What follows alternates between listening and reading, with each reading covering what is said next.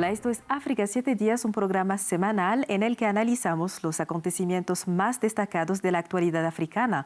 Comenzamos con los titulares. El próximo 20 de diciembre los congoleños votan por un nuevo presidente en medio de una guerra en el este del país y problemas de inflación. Presentamos los candidatos quienes buscan mejorar la situación en la República Democrática del Congo. El Banco do Brasil, la principal institución financiera del país, ha pedido disculpas a los afrodescendientes por su papel durante la época de la esclavitud. Nuestra corresponsal nos informa sobre este hecho que podría marcar un precedente y abrir la puerta a posibles reparaciones. Joseph Boakai, el recién elegido presidente de Liberia, quien venció al exfutbolista y presidente saliente George Weah, comparte los desafíos que enfrenta y sus planes para el país. Lo escuchamos en breve. El país más extenso de África subsahariana, la República Democrática del Congo, ha iniciado su campaña electoral para elegir a su próximo presidente. Se prevé que el 20 de diciembre acudan a votar casi 44 millones de personas inscritas en un país con una población de alrededor de 100 millones de habitantes. La minería, la libertad de la prensa, la energía, la economía son varios de los temas cruciales en juego. Sin embargo, el desafío principal es sin duda la guerra en el este del país. Durante 3 décadas, la violencia de numerosos grupos armados ha devastado la región. Sin embargo, la crisis se ha intensificado con el resurgimiento de la rebelión del M23, que ha tomado el control de extensas áreas en la provincia oriental de Kivu Norte. A causa de este conflicto, varios territorios en el este no podrán participar en las elecciones. El actual presidente Félix Tshisekedi busca la reelección. Los analistas tienen visiones mixtas sobre su gestión. Algunos la consideran desigual, mientras que la oposición la califica como catastrófica. En el siguiente informe conocemos a los principales candidatos que compiten para la presidencia. Más de 20 candidatos compiten por la presidencia de la República Democrática del Congo. Entre ellos, 4 destacan como principales contendientes, cada uno con enfoque distinto. Félix Tshisekedi, actual presidente de 60 años, busca un segundo mandato. Destaca sus logros en medidas sociales como la educación gratuita y la cobertura médica universal. Sin embargo, sus opositores critican su falta de avances en la lucha contra la corrupción, el desarrollo económico y la seguridad nacional. Martin Fayulu, candidato derrotado en las elecciones de 2018 y ex ejecutivo petrolero, busca revancha. Afirma que le robaron la victoria hace 5 años y aunque la oposición está dividida, él actúa en solitario, rechazando formar un frente común con otros candidatos. Moïse Katumbi, exgobernador de Katanga, de 58 años, cuenta con el respaldo de 3 candidatos que se retiraron de la carrera. Todos ellos han instado a sus seguidores a votar por el líder del partido, Ensemble pour la République, Juntos por la República.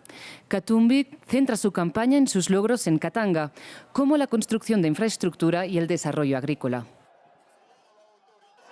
Denis Mukwege, ganador del Premio Nobel de la Paz en 2018 y conocido como el hombre que repara a las mujeres, trabaja en el este del Congo afectado por la guerra, con mujeres víctimas de violencia sexual. Es crítico con el gobierno por su incapacidad para detener el conflicto en esa región.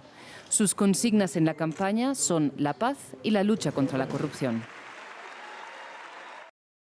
La República Democrática del Congo cuenta con activos excepcionales, incluyendo recursos naturales como yacimientos minerales de cobalto y cobre, un inmenso potencial hidroeléctrico, extensas tierras cultivables, una amplia biodiversidad y la segunda selva tropical más grande del planeta. A pesar de todo esto, la mayoría de los habitantes de este país centroafricano no disfruta de las ventajas de estas riquezas. Veamos algunos datos económicos y sociales que describen la situación de los congoleños. República Democrática del Congo se encuentra entre las 5 naciones más empobrecidas del mundo. En 2022, alrededor del 62% de la población, que equivale a unos 60 millones de personas, vivía con menos de $2,15 al día. Esta cifra coloca al país como uno de los lugares con mayor cantidad de personas viviendo en extrema pobreza en el África subsahariana. La inflación está en rápido aumento y se proyecta que alcance el 20,7% en 2023, un incremento significativo desde el 9,2% registrado en 2022. En el índice de capital humano de 2020, la República Democrática del Congo ocupa el puesto 164 entre 174 países evaluados. Su puntaje en este índice es de 0,37, es decir, por debajo del promedio del África subsahariana, que es del 0,40. Este último dato sugiere que un niño nacido en República Democrática del Congo hoy solo podría alcanzar el 37% de su potencial total en comparación con lo que sería factible con acceso a una educación completa, de calidad y condiciones sanitarias adecuadas. Cambiamos ahora de tema. El Banco do Brasil, el principal banco público del país, ha emitido disculpas por su papel durante el periodo de esclavitud en conmemoración del Día de la Conciencia Negra el 20 de noviembre en Brasil.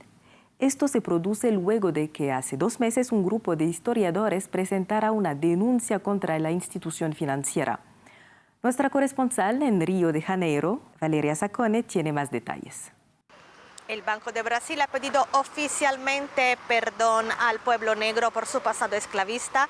Lo ha hecho en vísperas del Día de la Conciencia Negra. Es un hecho inédito y sin embargo no es espontáneo. Sí responde a una exigencia de la Fiscalía General del Estado, que admitió una demanda de 14 historiadores de 11 universidades. Toda la investigación se basa en documentos encontrados en un museo de Río de Janeiro que demuestran que en el siglo XIX el principal accionista de este banco era un famoso traficante de esclavos que trajo a la fuerza desde África a al menos 19.000 personas. La decisión de la Fiscalía se fundamenta en la idea de que la esclavitud es un crimen contra la humanidad que no prescribe. Sin embargo, ha generado cierta resistencia en una parte del mundo jurídico de Brasil por una serie de razones.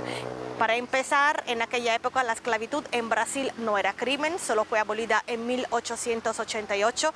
También hay que entender el contexto histórico de un país que se independiza de Portugal en 1822. Era una economía frágil, no había mucha liquidez y los únicos empresarios con moneda disponible eran precisamente los traficantes de esclavos. Por esta razón, para una parte del mundo jurídico no procede esta medida retroactiva. Sin embargo, los movimientos negros y una parte de la sociedad civil sí creen que es necesaria una reparación histórica. Por lo pronto, el Banco de Brasil se ha comprometido a implementar una serie de medidas, entre ellas incluir en su plantilla a más negros, sobre todo jóvenes y mujeres, y también a costear campañas activas para la lucha contra el racismo. Está por ver si esta decisión histórica va a abrir el camino a otras demandas parecidas, y queda una reflexión si es posible una verdadera reparación económica en un país donde el 53% de la población se autodeclara negro, es decir, hablamos de la mayoría de la población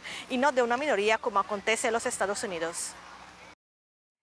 El recién elegido presidente de Liberia, Joseph Boakai, quien venció a George Weah en las elecciones del 14 de noviembre, ha dado una entrevista a la agencia Reuters donde describe la difícil situación del país que recibe y expone los desafíos que su gobierno deberá enfrentar. Escuchemos.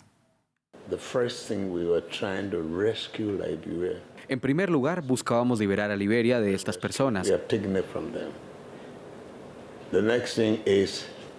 Ya lo hemos logrado, los hemos apartado. Ahora, tras haberlos apartado, debemos abordar los problemas que han afectado a este país: la corrupción, la falta de servicios para la población, entre otros. Tenemos que afrontar esos problemas de corrupción y el sufrimiento de la gente. El presidente electo se comprometió también a supervisar de cerca las concesiones mineras del país para garantizar que beneficien a la población. Liberia cuenta con importantes recursos naturales como hierro, oro, diamantes y otros minerales. Si les soy honesto, el sector minero ha sido uno de los mayores problemas en nuestro país. A lo largo de mi vida he presenciado la explotación de nuestros recursos en este sector. Mientras la calidad de vida de la gente seguía igual o empeoraba, muchas áreas mineras se han convertido en ciudades abandonadas. dejando a mucha gente desempleada. Areas where mining has taken place, they have become ghost cities. Nadie ha mostrado interés en atender las necesidades de aquellos afectados por la minería. Vigilaremos de cerca el sector minero. What should happen to those people? Queremos saber cómo se gestionan nuestros recursos, qué beneficios obtiene la gente y qué dejamos cuando ya no estén disponibles esos recursos. Watch. We're going to know what is happening with our resources. Simon Colley, activista sudafricano que luchó contra el apartheid y por los derechos de los homosexuales y la conciencia sobre el VIH, falleció hace 25 años.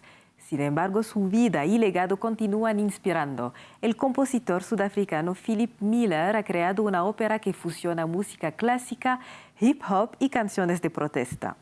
La obra narra la historia de este luchador por la libertad, quien fue clave en la organización de la primera Marcha del Orgullo en Sudáfrica y trabajó incansablemente para asegurar los derechos de la comunidad LGBTIQ+ en la constitución del país luego del fin del apartheid.